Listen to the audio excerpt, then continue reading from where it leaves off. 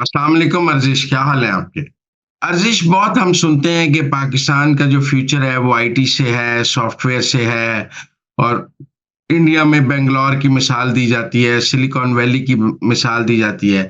लेकिन पाकिस्तान में इस आईटी टेक्नो जो हमारी टेक्नोलॉजी है, जो हमारी आईटी इंडस्ट्री है, ये कोई फ्लरिश नहीं कर पाई। चाहे आप टैक्स एमनेस्टी दे दें, चाहे टैक्स हॉलिडे दे दें, चाहे हम हर कॉलेज में कंप्यूटर साइंस पढ़ाने लग जाएं, लेकिन ना तो हमारे सॉफ्टवेयर हाउसेज इंटरनेशनल लेवल्स के हैं, ना हमारा आईटी प्रोफेशनल इंटरनेशनल लेवल का है कि उस मार्केट में compete कर सके।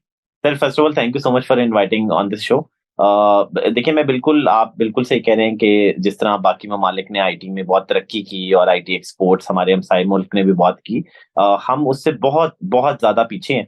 और इसीलिए ये एक नेशनल एजेंडा होना चाहिए कि हम अपने लोगों को आईटी स्किल्स की ट्रेनिंग दें, ज्यादा से ज्यादा सॉफ्टवेयर हाउसेस बनाएं, और जो ऑलरेडी मौजूद हैं हम ये देखें कि उनको बेहतर सपोर्ट कैसे दी जा सकती है। बहुत से गवर्नमेंट ने इसमें इकदामात लिए हैं, कुछ शायद उतने इफेक्टिव नहीं रहे जिस तरह के आपने कहा, लेकिन पाकिस्तान में पोटेंशियल ज़रूर मौजूद है। हम रोज़ कहानियाँ सुनते हैं कि ऑनलाइन कोई गया और उसने लाखों डॉलर कमा लिए और फ्रीलांसिंग में इतने पैसे लिए, किसी ने गाड़ी खरीद ली। तो इसका मतलब है कि इंग्रीडिएंट्स तो हमारे पास मौजूद हैं, शायद सिस्टम उस तरह नहीं है। और अगर हम इंडिया की भी मिसाल लें तो वहाँ बड़ी एक सिस्टमैटिक अप्रोच थी कि किस तरह उन्होंने ना सिर्फ इंडिया के अंदर बल्कि दुनिया में आईटी में एक नाम बनाया। हमें लगता है कि आईटी के लोगों को, पॉलिसी मेकर्स को, सबको इकट्ठे होके इस मुद्दे पे डिस्कशन करना चाहिए और कोई रोड मैप बनाना चाहिए कि किस तरह हम पाकिस्तानी पॉपुलेशन को आईटी के साथ इनेबल कर सकते हैं, आईटी में अपनी एक्सपोर्ट्स बढ़ा सकते हैं और अपने जो बाकी मसले मसाइल भी हैं वो भी टेक्नोलॉजी आईटी के थ्रू हल कर सकते हैं। आप एक फ्यूचर फेस्ट करते हैं जिसमें आईटी कंपनीज आती हैं, एक्सपो लगाते हैं। अगर मैं आपसे पूछूं कि पाकिस्तान, आप चूंकि फ्यूचर फेस्ट करते हैं, कितने इंटरनेशनल स्टैंडर्ड के सॉफ्टवेयर हाउसेस पाकिस्तान में मौजूद हैं जो इंटरनेशनली आपके फ्यूचर फेस्ट के जरिए कोई इंटरनेशनल बिजनेस जनरेट कर सकते हैं? जी, सर हम फ्यूचर फेस्ट के अलावा हम पिछले 7 साल से बहुत से इंटरनेशनल डेलीगेशन भी लेके जा रहे हैं। कुल 500 से ज़्यादा कंपनीज़ हैं जिन्हें हम बाहर लेके गए हैं, यूरोप में, अमेरिका में। और जहाँ पर भी हमने जाके पाकिस्तानी कंपनीज़ ने शोकेस किए, वहाँ पता लगा कि हमारा काम अच्छा है, हमारा रिप्रेजेंटेशन का बड़ा मसला है और हम नंबर्स में बहुत कम है। तो हमारी आईटी इंडस्ट्री बहुत छोटी है, बाकी लोग आते हैं, वो हज़ारों कंपनियाँ लेके आते हैं। हम शायद 10, 20, 5 कंपनियों के साथ चले जाते हैं। तो कंपनियाँ हमारी अच्छी हैं, बिल्कुल बहुत कम हैं, इतनी ज़्यादा नहीं है, उनको ज़्यादा करने की ज़रूरत है। इसीलिए हम फ्यूचर फेस्ट में उन कंपनीज़ को बुलाते हैं और लास्ट ईयर कोई $200 मिलियन से ज़्यादा की सरमायाकारी पाकिस्तान में इस फोरम के थ्रू आई है।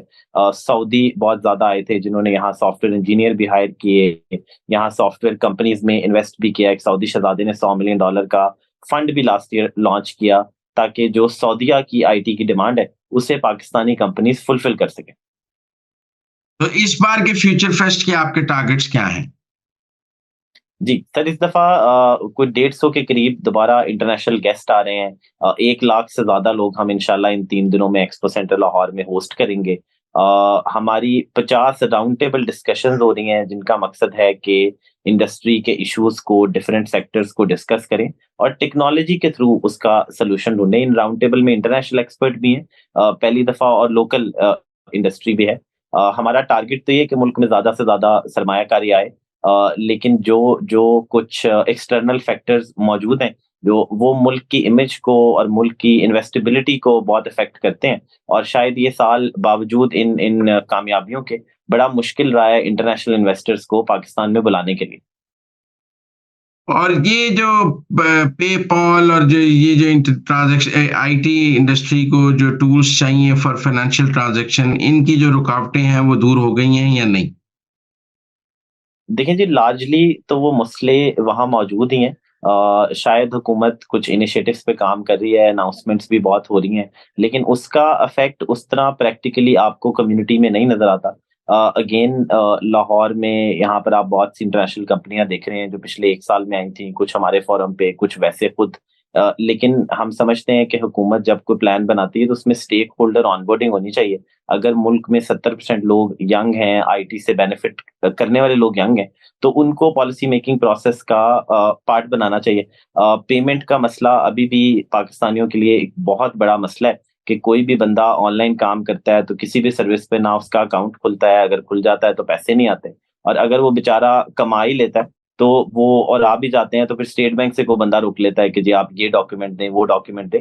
तो फ्रीलांसर्स के लिए, ऑनलाइन काम करने वालों के लिए जो जो रियल उनकी प्रॉब्लम्स हैं उनको हल करना चाहिए, और वो अगर हम कर देंगे तो ये इंडस्ट्री खुद ब खुद ग्रो कर जाएगी।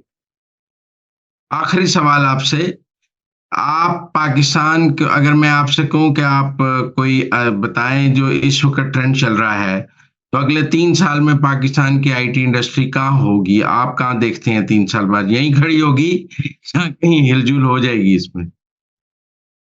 जी, देखिए जी, मुझे जो कोरोना से अब तक के ख़ास तौर पे एक चीज़ नज़र आई वो है रिमोट जॉब, कि जो लोग ऑनलाइन जाते हैं और ज़रूरी नहीं कि उनका ताल्लुक आईटी के शोबे से हो, कोई फाइनेंस का बंदा हो सकता है, कोई और टेक्निकल काम जिसको आता हो। अब टेक्नोलॉजी ने एक चैनल खोल दिया है कि वो ऑनलाइन जाता है और किसी अमेरिका की, बैरून मुल्क किसी कंपनी में ऑनलाइन जॉब कर लेता है, इसे रिमोट जॉब हम कहते हैं। और 6,000 से ज़्यादा रिमोट जॉब एक कंपनी में लोग कर रहे हैं, जो कि $150 मिलियन की सरमायाकारी इस मुल्क में हर साल लाते हैं। ये पब्लिक डोमेन में बड़ी कम बात लोगों को पता है, और मुझे लगता है कि अगले 3 साल में अगर हम इसको प्रॉपर्ली इनेबल करें, इसको सपोर्ट करें, तो कई लाख लोग जो हैं वो ऑनलाइन नौकरियां ले सकते हैं। और पूरी दुनिया में एजिंग पॉपुलेशन है, उन्हें यंग लोगों की ज़रूरत है, उन्हें स्किल टैलेंट की ज़रूरत है। इंटरनेट ने हमें अपॉर्च्युनिटी दी है कि अब हम अपने बंदों को घर से दूर फिज़िकली ना भेजें, बस ऑनलाइन उन्हें जॉब ढूँढने के काबिल कर दें, उन्हें ट्रेनिंग दे दें, उनको इनेबल कर दें। और अगर इसमें सिस्टमैटिकली इसको ग्रो किया जाता है तो ये बहुत जल्दी कर सकता है। और अगर अवाम पे छोड़ा जाए तो तब भी अवाम कुछ ना कुछ जद्दोजहद करके कर लेगी, लेकिन वो ग्रोथ बड़ी स्लो होगी जिस तरह अभी तक आईटी इंडस्ट्री में रही है। बहुत शुक्रिया अर्जिश हमारे साथ बात करने का। आपके फ्यूचर फेस्ट की कामयाबी के लिए हम दुआ गो हैं। Thank you very much.